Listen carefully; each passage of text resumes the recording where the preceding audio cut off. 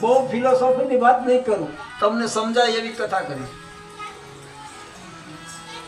કારણ કે મહાત્મા એવું છે. આમ તો તમે અધ્યાત્મ જગતની અંદર જાઓ તો મહાત્માનો અર્થ એવો થાય કે આત્મા મહાન છે, મહાન જ આત્મા છે.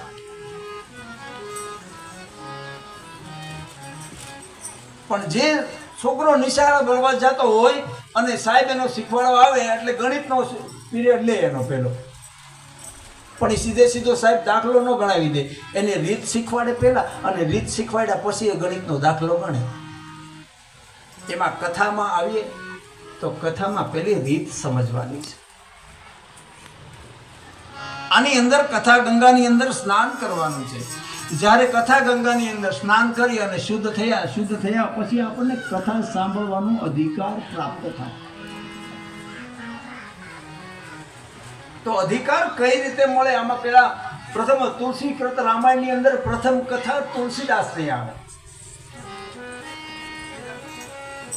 કે તુલસીદાસજીનું જીવન ચરિત્ર આપણે પેલા જોઈએ. અને એ જીવન ચરિત્ર શું કામ જોવા માટે આવે?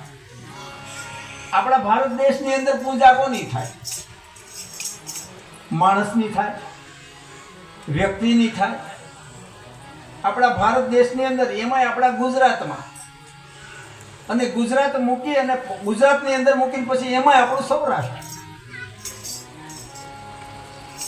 તો માણસની પૂજા નથી થતી, એની માણસાઈની પૂજા થાય. વ્યક્તિની પૂજા નથી થતી, એના વ્યક્તિત્વની પૂજા થાય.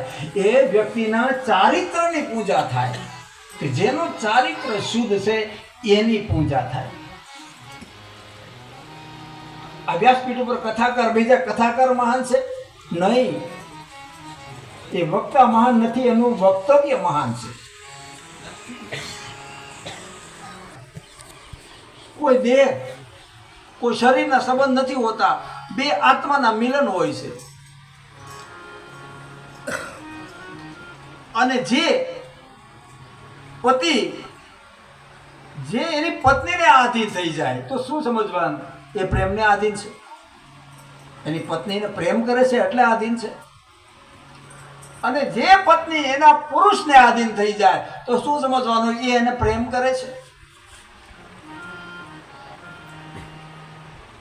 મારો કહેવાનો હેતુ તુલસીદાસ આમાં કથામાં બતાવે છે કે પતિ પત્નીનો પ્રેમ છે એ આત્મીયતા છે, પ્રેમ છે, એને જ પ્રેમ કહેવાય.